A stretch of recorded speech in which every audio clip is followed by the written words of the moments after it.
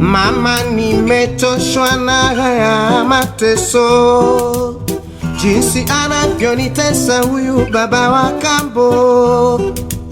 Sitaweza kamwe kuvumilia, sitaweza kamwe kuvumilia. Amekuwa hanijali hata kwa maradhi, usiku na mchana jua nikemea. Start off talking about the Fukushima tragedy. What kind of impact has that had on the nuclear industry? I really believe that the fact that we still have today a supply shortage of uranium just for reactor requirements right now, not for new reactors to be built. And when we look at the whole picture worldwide, we see that, let's say, Germany and Switzerland that talked about phasing out their nuclear reactors over the next 20 years. And 20 years from now represent maybe 3% of global nuclear capacity. The reality is the economies that are expanding most rapidly are the ones that need nuclear and new energy sources the most. And Africa can provide. Africa has the resources. The vast land spaces, for example, in Namibia make it just ideal to mine, etc. The weak civil society and the uninformed community members and poverty, all those combination of factors, a combination of factors makes it just attractive to come to Africa to mine. Many countries have no laws that require us to publish what you earn. You pay very little taxes and you export all your profits.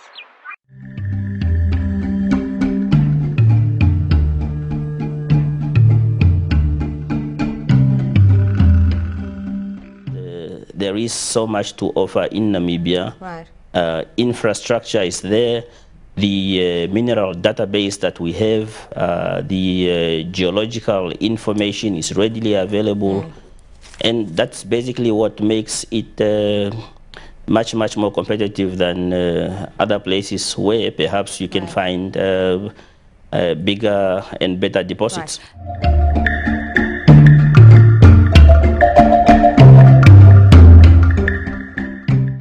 Over the decades, we just learned to live with this Rössing mine behind me here.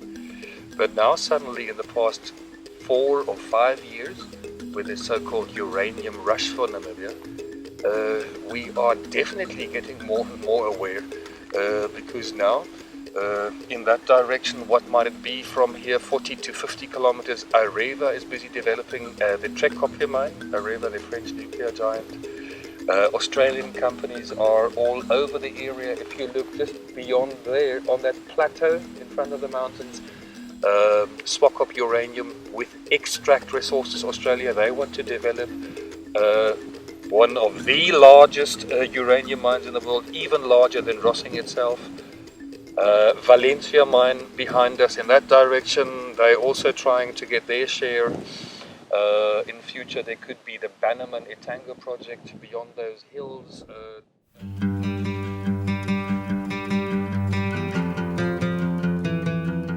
The nuclear industry needs uranium for the nuclear reactors.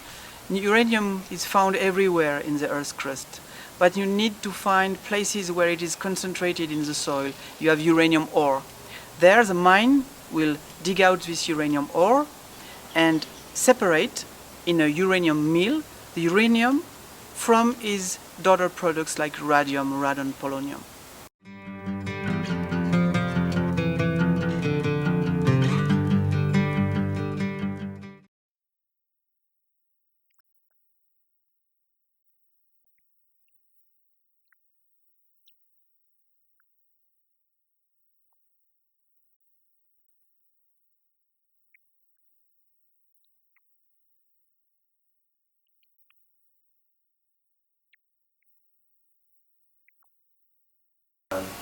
The infrastructure development. So with the help of a growing industry, you develop better roads and rails and so forth. You create demands for goods. You establish secondary businesses. So it's all economic. Unfortunately, up to that is the main driver. Positive things. Oh, there's been international trade, tourists coming, expansion of schools, medical facilities, so skilled people will come in.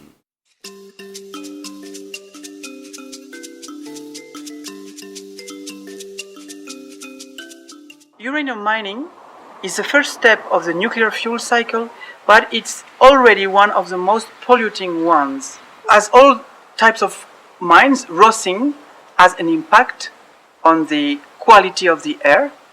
A lot of dust, radioactive dust, is produced when blasting occurs in the open pit, when the ore is crushed, and also with the tailings. The tailings are radioactive.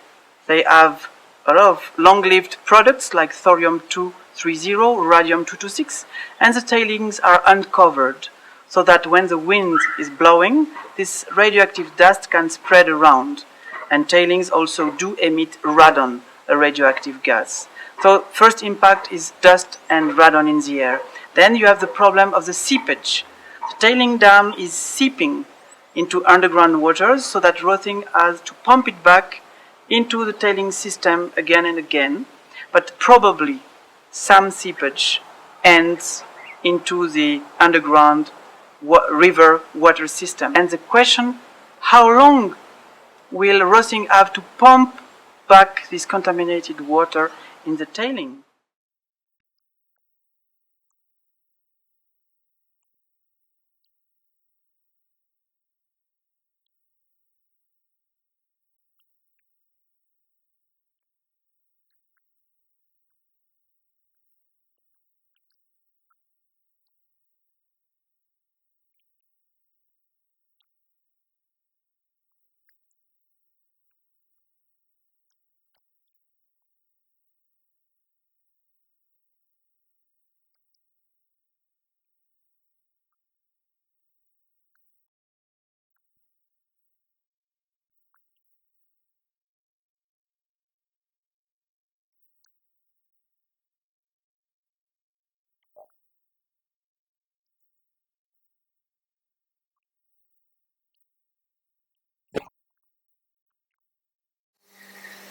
But then there's also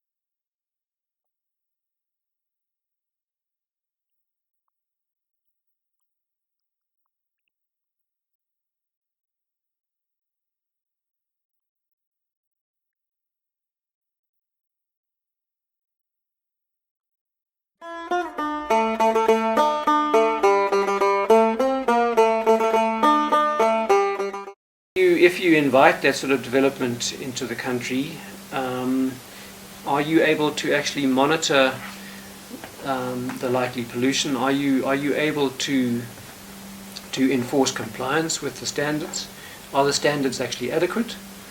And these are questions, where I think in many cases government doesn't have that capacity.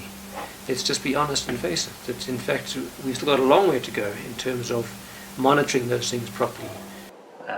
Not only in government, but frankly, I don't think there's even capacity in civil society or the NGO community to actually, monitor this effectively. Do you always trust the results they give you? But you see, because of our capacity here, at this moment we have to rely on what they give us.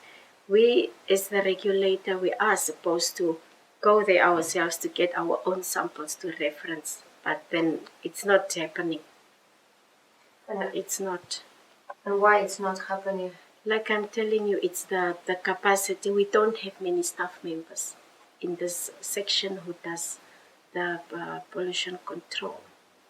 And then it's like there's one person for the Irongo region, and that person won't be able to go to the mines twice per year because there are so many other places in the Irongo region that also needs to at least be monitored once.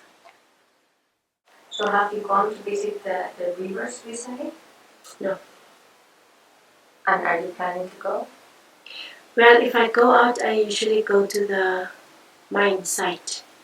I don't go down to the river to take water samples. I only go and inspect the mine site for pollution. And when was last time you did that? Sure. When was I there? I think it was last year. I didn't do a pollution control at the mines this year.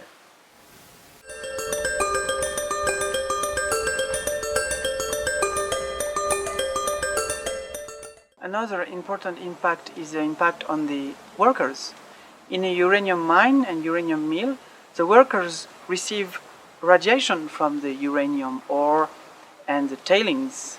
So even if the companies say the radiation received by the worker is below some standard, it's not zero. And the risk of dying of cancer and other pathologies from radiation, this risk increases with the dose. So as this dose is not zero, the workers are at risk. We met people in Arandis that have been contaminated in the past, as is shown by the urine measurements, the measurements of uranium in their urine, but it doesn't seem to be that the company would recognize a link between this past contamination and the present pathologies of the workers. So this really has to be improved also.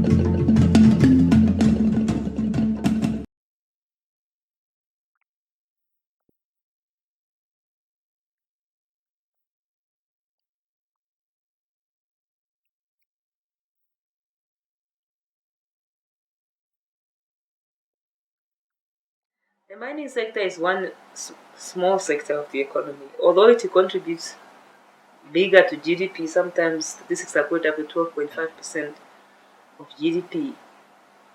It's not the biggest employer. It has dropped down significantly from being labor intensive to highly capital intensive. So we cannot put all our eggs in one basket and expect some serious and tangible progress. So we do need to diversify in terms of skills.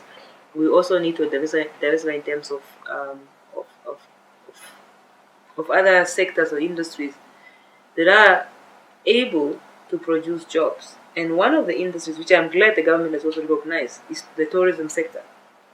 Mines bring in a lot of money. They employ a lot of people, but tourism employs many, many, many more people than the mines.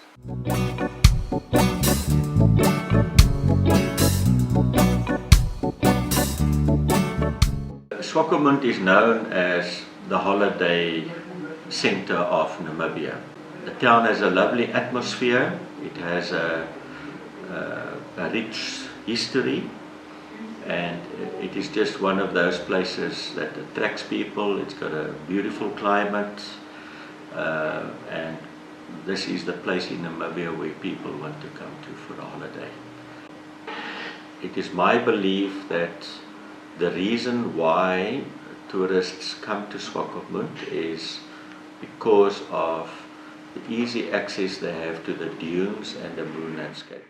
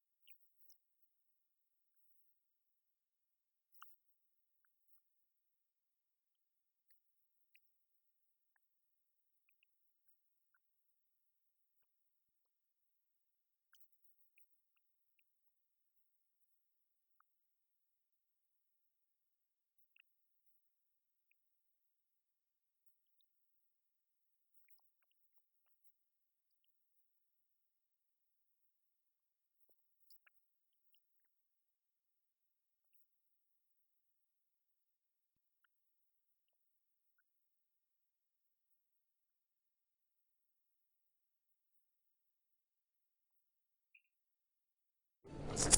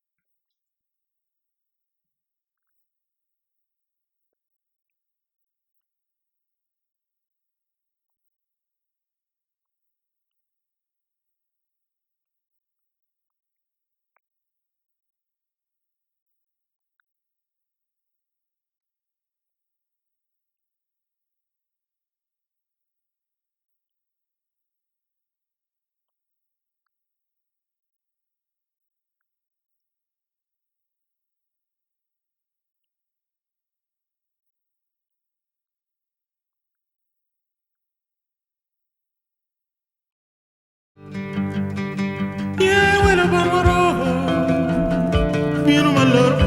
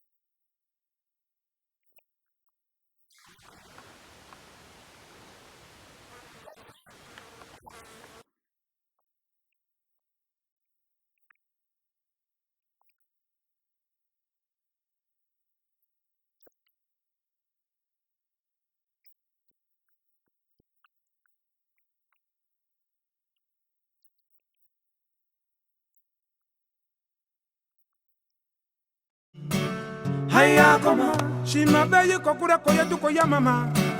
Haya koma. The young people are really thinking much further nowadays than only towards month end, towards the next paycheck. Young people nowadays also want that sort of a guarantee that their children and their grandchildren one day will have an environment in which to live peacefully and safely. What I think what the people must do is to fight.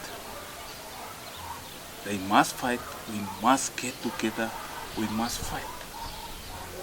The people must go into the medical files of those guys who was working in Rössing mine. People must coming out and go into the files so that they can see whether the people are exposed or not. There's a need for countries to listen to their own people more. There's a need for governments to have faith in their own abilities and especially the ability of their own people to drive their own development agenda. I have not worked under any other places. I am a farmer and I will be a farmer until I die. Like I have told you, I like the culture and the nature. And when I'm working in the nature and in the riverbed and when they're in my area, then I feel proud. And I know how to survive. That's why I'm saying I will never work for anybody else. I'm proud. I'm sitting like here. Somebody can say this one's a poor man, but I know I'm rich in myself. And I'm rich of this river, but I know of this area. I'm a rich man. I'm a rich man.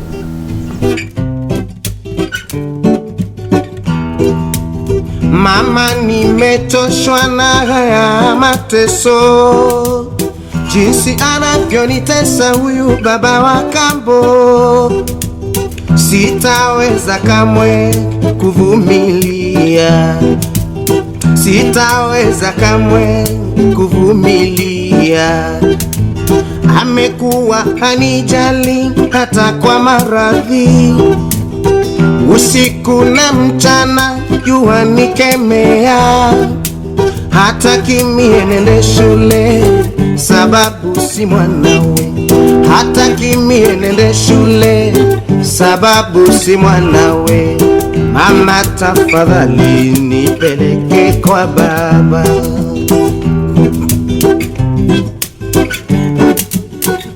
Mama nakuomba unipeleke kwa baba.